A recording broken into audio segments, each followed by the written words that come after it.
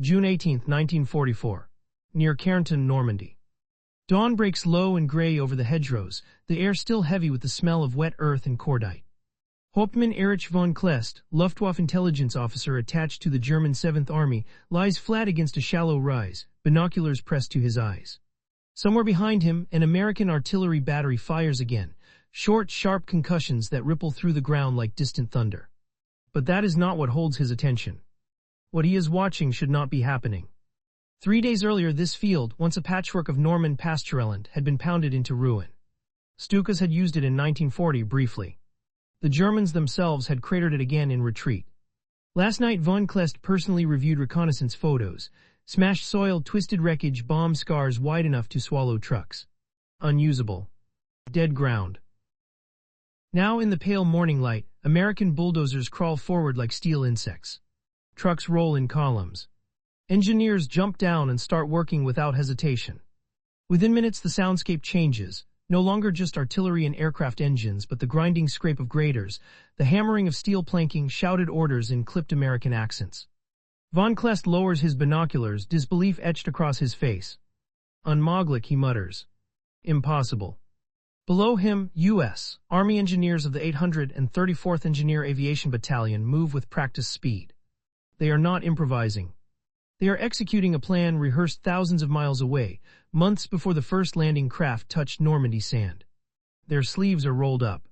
Their boots disappear in the mud. A lieutenant checks his watch and signals forward. The Americans call it an advanced landing ground, an ALG. To the Germans, it is an absurdity. A functioning airfield built under fire almost at the front line. At 6:40, the first layer of pierced steel planking, or PSB, is dragged into place. Each sheet locks into the next with a metallic snap, forming a runway surface that ignores mud, shell holes, and rain. German artillery observers attempt to adjust fire, but the Americans keep moving, spreading out, repairing damage faster than it can be inflicted. Von Kleist radios his superior at 7th Army headquarters.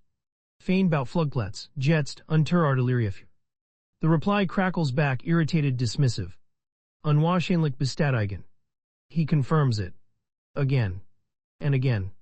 By mid-morning, Allied fighter-bombers roar overhead, P-47 Thunderbolts, their engines producing a deep, predatory growl that every German soldier has learned to fear. The irony is brutal. These aircraft are not coming from England. They are flying from somewhere very close. Somewhere that, according to German maps, does not exist. At 11:32, the first Thunderbolt lands. The wheels touch steel instead of dirt. The aircraft taxis, turns, and shuts down. Ground crews swarm it instantly, refueling, rearming, patching flak damage. Within 20 minutes, it is airborne again, this time diving east toward German armor columns, attempting to regroup near Saint-Tello. Von Kleist watches in silence. He thinks back to 1940, to France collapsing in weeks, to German engineers repairing captured airfields at leisure behind secure lines. This American method is something else entirely. Not elegance. Not brilliance. Relentless momentum. Reports begin flooding in from across the front. ALG A3 near Cardenville operational. A6 near Saint-Mireglise active. A10 reported under construction despite shelling. Each new airstrip shortens Allied response time. Each one tightens the noose. German pilots feel it first. Lieutenant Hans Becker, flying a battered FW-190 from an improvised strip farther south, radios in after a mission aborted by overwhelming Allied fighters. They are everywhere. As soon as we climb, they are already above us. Fuel shortages already plague the Luftwaffe. Now distance does too. American fighters no longer need long-range tanks. They rise from the earth itself, minutes from the battlefield. By evening, von Kleist's field glasses rest uselessly against his chest. The airfield below him is no longer a construction site.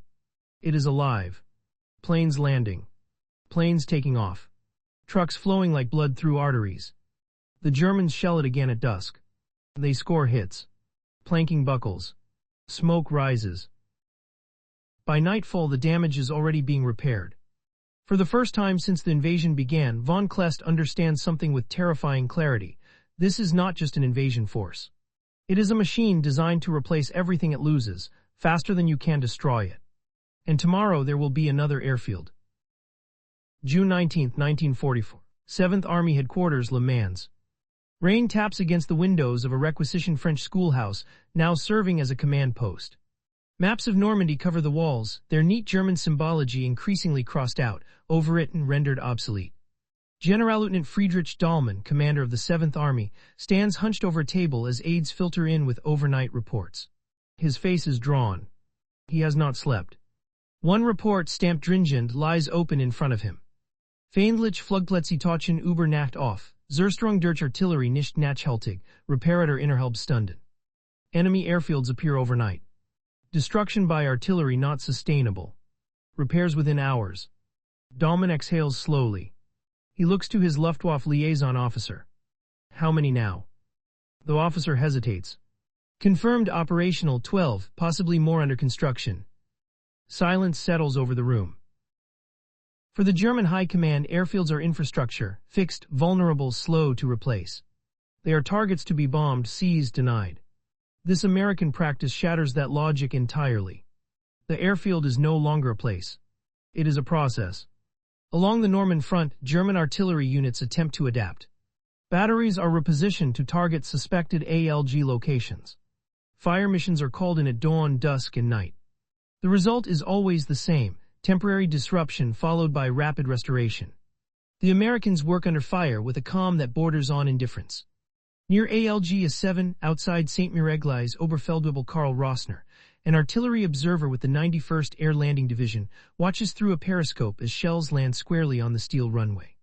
He smiles grimly as plumes of smoke and debris rise. "Good hits," he says. 2 hours later, the runway is operational again. Rossner stares, incredulous, as American engineers replace damaged planking like mechanics swapping a tire. There is no ceremony. No pause. Just motion. What the Germans cannot fully see yet is the scale behind this speed. In southern England, months earlier, thousands of tons of pierced steel planking had been stacked, numbered, and preloaded. Engineer aviation battalions trained endlessly, not to build perfect bases but functional ones. Speed was doctrine. Perfection was irrelevant. Each ALG follows the same brutal efficiency. Reconnaissance teams mark the ground. Engineers level it. PSB is laid. Fuel bladders arrive. Ammunition dumps follow. A control tent goes up. A windsock appears. And suddenly fighters are landing. The Americans measure time differently. On June 19th, less than 2 weeks after D-Day, the Allies are flying thousands of sorties per day from Normandy soil. Close air support arrives not in hours but minutes. German columns attempting to move in daylight are annihilated almost as soon as they leave cover. Panzerlehr Division learns this the hard way near Tilly-sur-Seulles. Oberst Fritz Bayerlein, its commander, notes bitterly in his diary. The enemy controls the air absolutely. Any movement draws immediate attack. Their aircraft seem to rise directly from the ground in front of us.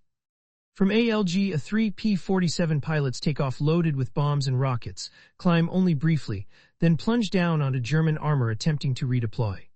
The turnaround time is astonishing. A pilot lands, refuels, reloads, and is airborne again in less than 30 minutes. For German officers trained to think in operational pauses, night movement, daylight consolidation, there is no longer any pause at all.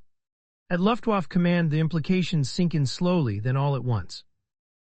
General der Jagdflieger Adolf Galland receives fragmented reports: pilots overwhelmed, fuel shortages worsening, Allied fighters omnipresent. He recognizes the pattern. The Americans have collapsed the distance between air and ground operations. This is not just air superiority. It is integration. Attempts are made to strike back. On the night of June 19th, a handful of Ju-88 bombers are dispatched to attack newly identified ALG sites. Navigation is poor. Allied night fighters are everywhere. Few bombs find their targets. Fewer aircraft return. By morning, the ALG is still there. Back near Kärnten, Hauptmann von Kleist returns to the same rise overlooking the steel runway. He watches as another Thunderbolt lands hard, its fuselage scarred, smoke trailing from one engine. Ground crews are already moving before the propeller stops. Von Kleist writes in his notebook, not for reports but for himself. They do not rebuild airfields, they manufacture them, as if the land itself obeys their logistics. The realization is unsettling, almost intimate. Germany has been outproduced before, in tanks, in aircraft, in ships. But this is different. This is tempo. The Americans are dictating the rhythm of the war, forcing the Germans to react endlessly unsuccessfully. As night falls, tracer fire arcs over the ALG. Engineers work under floodlights, indifferent to danger. The runway gleams faintly, wet with rain and oil. Von Kleist understands now that even if the Germans hold ground tomorrow, it will not matter. The sky above it already belongs to someone else. June 22, 1944. Near Saint-Tello, Normandy. The night has been short and violent. By first light, smoke drifts in low sheets across the countryside, clinging to hedgerows and shattered farmhouses. Oberstleutnant Wilhelm Richter, operations officer of the 352nd Infantry Division, steps out of a command dugout and tilts his head skyward, not to look for clouds but to listen. The sound is already there. A deep rolling thunder growing louder by the second. Jabos, someone mutters. Fighter bombers. Richter checks his watch. It is barely 7:00. In the early days of the invasion, Allied air attacks followed patterns, peaks and lulls, windows of relative calm. Those windows are gone now. The attacks arrive constantly, unpredictably, as if summoned on demand. Moments later, P-47 Thunderbolts slash through the cloud cover, their wings bristling with rockets. They do not linger. They do not search. They know exactly where to strike. German positions erupt in flame and soil as rockets slam into gun pits and supply trucks. Richter dives for cover, heart hammering, ears ringing. This is the true consequence of the American airfields. Not just aircraft in the sky, but aircraft synchronized with the battlefield. Across Normandy, American forward air controllers operate from jeeps and hedgerow positions, radios slung over their shoulders. When German armor appears, coordinates are transmitted instantly. The response time is astonishing. Sometimes less than 10 minutes. The reason sits just a few kilometers behind the front. By June 22, more than 20 advanced landing grounds are operational. They leapfrog forward with the infantry. As ground is taken, airfields follow. The front line moves and the sky moves with it. For German commanders, this collapses the depth of the battlefield. Rear areas are no longer safe. Assembly points, reserves, supply columns, all are exposed. Any attempt at concentration draws immediate punishment. Near ALG-10, American engineers work even closer to the front than doctrine originally intended. Mortar rounds fall nearby. Small arms fire snaps overhead. Still, the work continues. Captain John McAllister, Corps of Engineers, wipes mud from his face and shouts over the noise. Keep it moving, one strip, then dispersal. He knows the risks. He also knows the math. Every hour the airfield is operational saves lives at the front. German reconnaissance units attempt to infiltrate and sabotage these sites. A small patrol from the 17th SS Panzergrenadier Division reaches the edge of an ALG under construction one night, planting charges near fuel drums. The explosions burn briefly. By morning, operations resume. To German officers raised on the idea of decisive blows, this resilience is infuriating. There is no single target to destroy. No linchpin to break. Every attack yields only temporary effect. At Panzer Group West headquarters, frustration boils over. Field Marshal Gerd von Rundstedt argues with Luftwaffe representatives, demanding increased air support. The response is blunt: there are not enough aircraft, not enough fuel, and not enough airfields close enough to contest what the Americans have built. The imbalance becomes psychological as much as physical. German troops begin to describe the sky as hostile territory, occupied ground above their heads. Movement becomes hesitant. Orders are delayed. Units disperse excessively, weakening their combat power. Meanwhile, American pilots begin to speak casually of running errands over Normandy. A Thunderbolt pilot lands at ALG-6, hops out, and jokes with ground crew. Back in 20. And he is. For Hauptmann Erich von Kleist, reassigned temporarily to observe Allied air-ground coordination, the evidence is now overwhelming. He watches an American aircraft take off, strike a German column, and return before German headquarters can even issue a revised order. He writes again in his notebook. Their airfields advance like infantry. Their aircraft are artillery with wings. We are no longer fighting an army, we are fighting a system. On June 22, Allied pressure intensifies around Saint-Tello. German units attempt to counterattack under cover of early morning fog. It almost works. And then the fog lifts. Within minutes, thunderbolts and typhoons appear, diving through the clearing air. The counterattack disintegrates under bombs and rockets. Survivors scatter into the hedgerows. By afternoon, Richter receives orders to pull back again. As he retreats, he passes what was once a quiet meadow. American engineers are already there, stakes in the ground, trucks unloading steel planking. Another airfield is being born. The realization spreads through German command channels like a cold certainty. Even if Normandy could be held for weeks, it would not matter. The Americans are not just advancing across the land. They are rebuilding it in their own image, runway by runway. June 25, 1944, near Vire, Normandy. At first light, German artillery opens fire with renewed determination. This is not harassment. This is a deliberate attempt to erase an airfield from the map. Batteries of 150mm howitzers, dragged into position overnight, unleash a coordinated barrage against ALG at 12. Shells slam into the steel runway, tearing PSB sheets loose, flipping them like cards. Fuel dumps erupt in flames. Smoke rises thick and black, visible for kilometers. From a distance, it looks like success. Major Otto Henk, commanding the artillery group, allows himself a rare smile. Now, he says, let us see how fast they repair this. German observers report direct hits. Secondary explosions. Casualties among ground crews. The airfield appears wrecked. Henk sends a message up the chain, Flugplatz neutralisiert. Airfield neutralized. But by mid-morning, something troubling happens. American trucks reappear at the edges of the smoke. Engineers move in cautiously at first, then with confidence. Bulldozers push wreckage aside. Replacement steel planking is dragged forward. Fire crews extinguish the last flames. Medics carry away the wounded, but the work never stops. By noon, a shortened strip is operational. By mid-afternoon, aircraft are landing again. Henk receives the update in silence.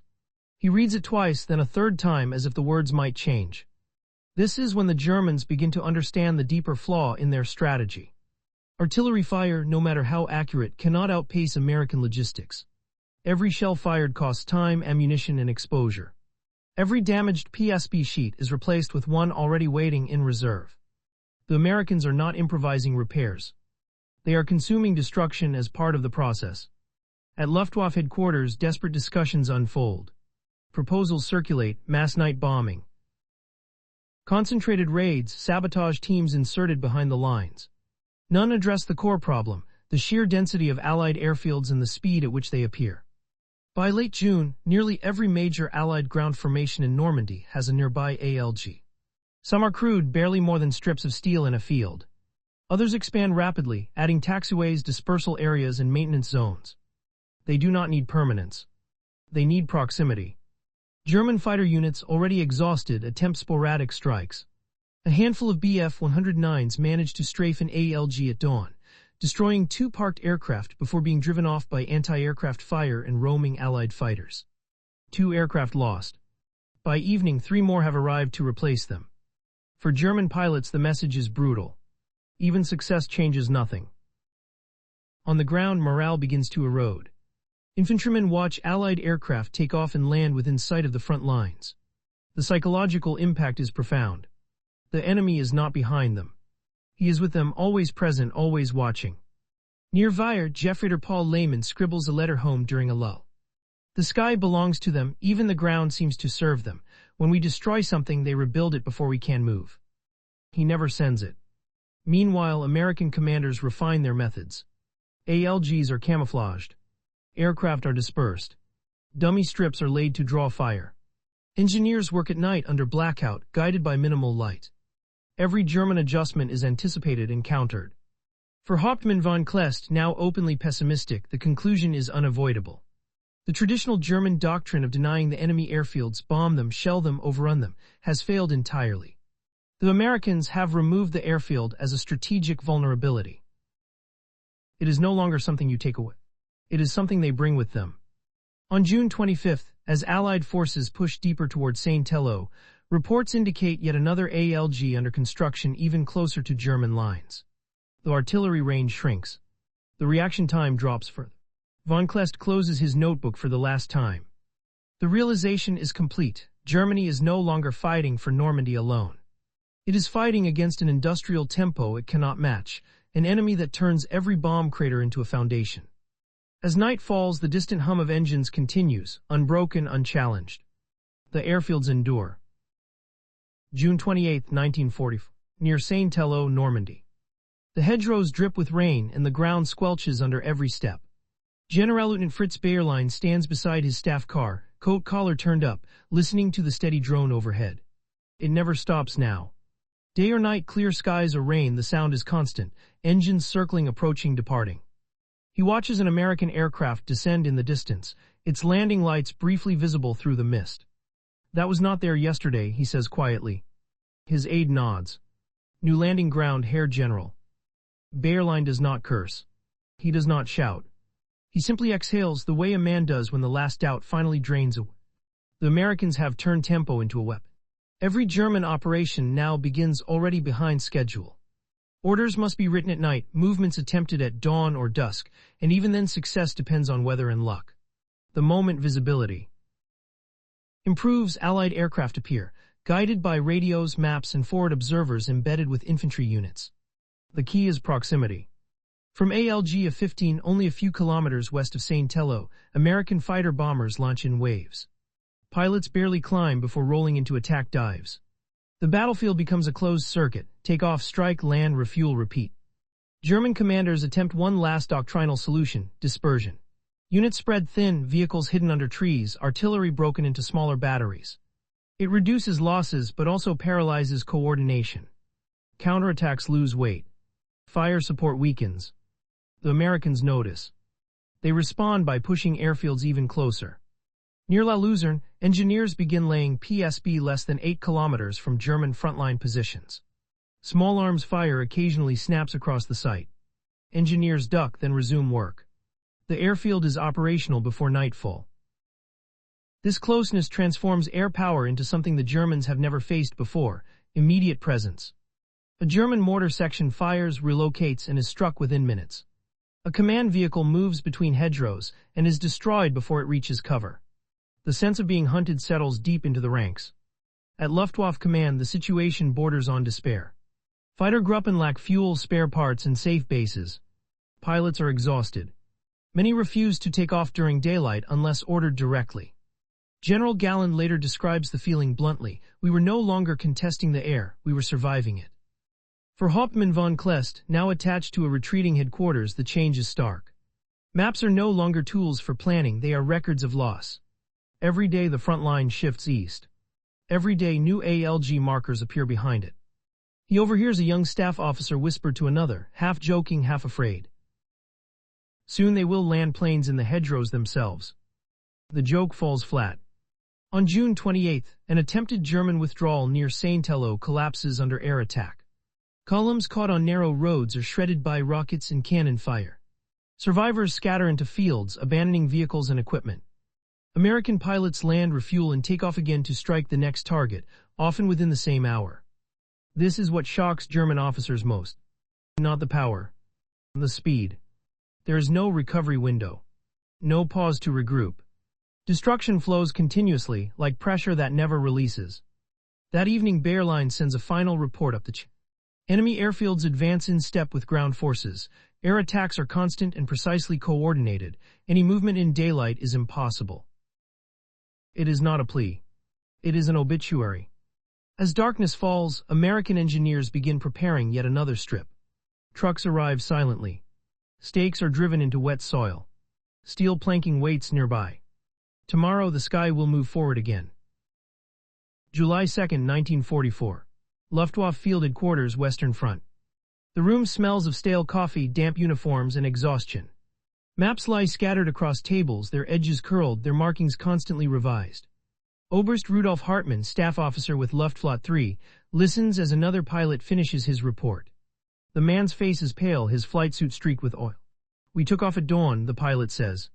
We were engaged within minutes. Mustangs above us, thunderbolts below. The airfield we were supposed to strike, it was already operational again.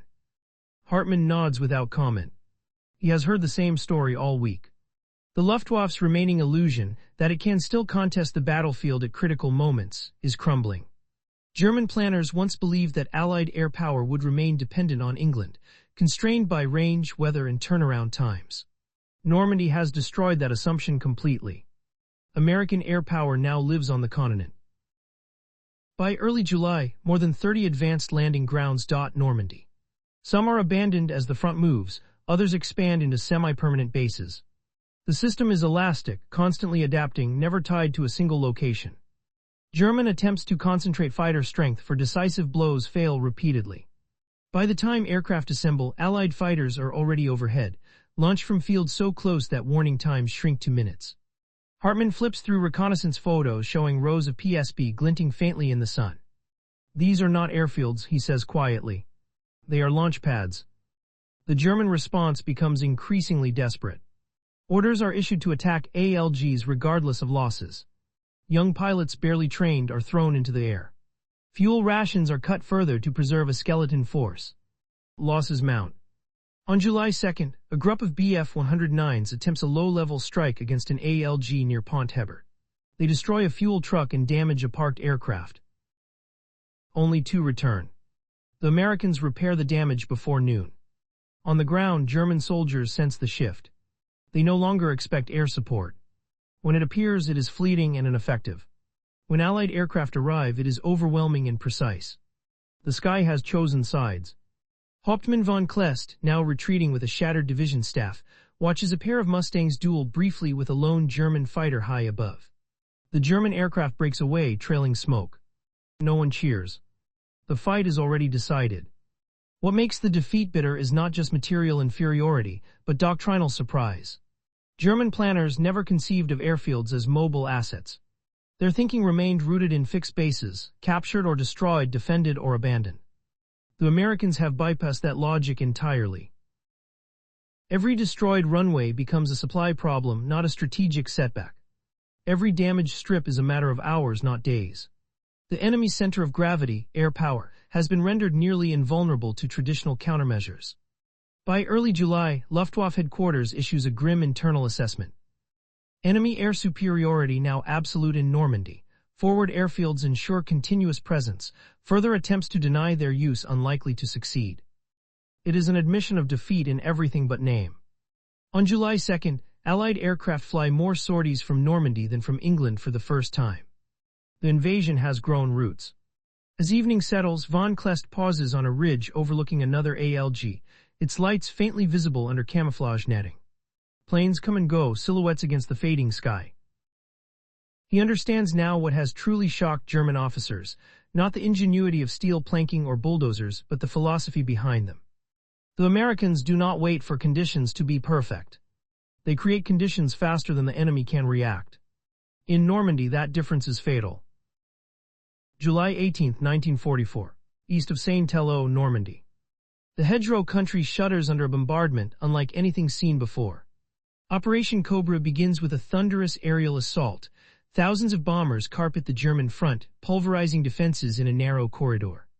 When the bombs stop falling, the earth itself seems stunned. Then the fighters arrive. From advanced landing grounds scattered across Normandy, waves of P-47s and P-51s lift off almost simultaneously. There is no long climb, no transit across the channel. They are over the battlefield in minutes, orbiting, diving, striking any movement that survives the initial blast. German lines, already brittle, begin to collapse. Oberstleutnant Wilhelm Richter, one of the few officers from the 352nd Infantry Division still in command of coherent remnants, attempts to rally his men. Radios crackle with fragmented reports, units gone silent, positions erased, roads impassable. Above it all, Allied aircraft circle like clockwork. What follows shocks even veteran German officers. The Americans do not pause to consolidate. As armor pushes through the shattered front, engineers move in immediately behind them. Fields churned by bomb craters are surveyed. Stakes go in. Bulldozers follow. Within days of the breakthrough, new ALGs appear east of Saint-Telot. The sky advances again. German retreat routes turn into death traps. Any daylight movement is punished. Convoys dissolve under air attack. Staff officers abandon vehicles and maps alike, fleeing on foot through fields and woods. At 7th Army headquarters, now in chaos, staff officers argue over withdrawals that cannot be executed. Orders arrive too late. Routes are already under Allied observation. Hauptmann von Kleist, now attached to a rear area command that no longer exists in practice, observes the final unraveling. He watches American aircraft land at a freshly completed strip carved into land captured barely 48 hours earlier. He shakes his head. There is no rear anymore, he says to no one in particular. For the Germans, this marks a psychological breaking point. The idea of trading space for time, a principle that once saved German armies, fails when the enemy's air power simply moves with the front. There is no safe distance to fall back to. The Americans have erased depth. By late July, German officers openly acknowledge what they would never admit in reports: Normandy is lost. Not because of a single battle or even a single breakthrough, but because the Allies have achieved permanent dominance of time and space. In letters and diaries, the same theme appears again and again. They rebuild faster than we can destroy. The airfields follow them like shadows. The sky belongs to the Americans. As the breakout accelerates toward avalanches, ALGs leapfrog south and east. Some are dismantled almost as soon as they are used, their steel planking loaded onto trucks and moved forward again. The airfield is no longer tied to terrain. It is an extension of movement itself. For the German officer corps trained in operational art and decisive maneuver, this realization is devastating. They are not being outflanked in the traditional sense. They are being outpaced by an enemy whose logistics move faster than command decisions. By the end of July, the Luftwaffe in Normandy is effectively absent. What aircraft remain are scattered, grounded, or destroyed. The battlefield belongs entirely to Allied air and ground forces working in seamless coordination. As the sun sets over another freshly completed American runway, von Kleist turns away. The steel glints briefly in the fading light, then disappears into shadow. It will not matter. By morning, aircraft will be using it. August 3, 1944. Near Avranches, Normandy. The war has moved on fast and violently, leaving wreckage in its wake. Roads are clogged with burned-out vehicles. Fields are littered with abandoned guns. German units retreat east in fragments, no longer divisions but drifting groups of survivors. From a low ridge overlooking the countryside, Hauptmann Erich von Kleist watches an American airfield being dismantled.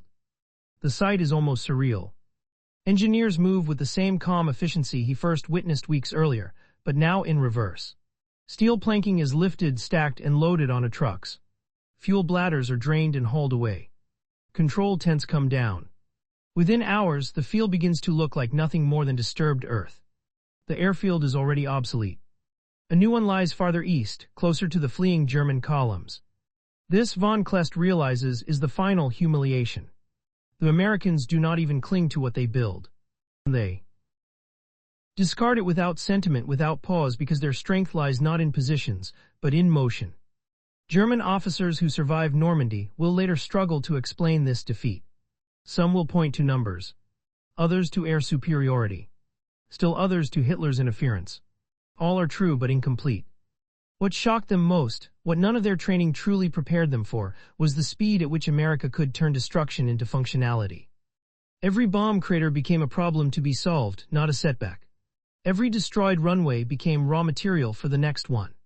Every hour saved multiplied pressure on an enemy already reeling. In captured documents reviewed after the collapse, German analysts finally articulate the truth. Enemy airfield construction neutralized our ability to regain initiative. Destruction could not be sustained faster than repair. It is an admission written too late to matter. As Allied forces surge toward Paris, Normandy fades into memory, just another phase in a war of movement. But the lesson endures. Modern warfare will never again treat airfields as static sanctuaries. The Americans have proven that air power can advance step for step with infantry and armor. For the men who watched it happen from the other side, the shock lingers. Von Kleist closes his diary for the last time as he prepares to surrender weeks later. In his final pages, one sentence stands out, written in a steady hand. We believed we could deny them the sky by destroying their bases. Instead, they taught us that the sky moves with those who can rebuild faster than they can be stopped. In Normandy, steel runways rose from shattered fields under fire, and with them rose a new way of war.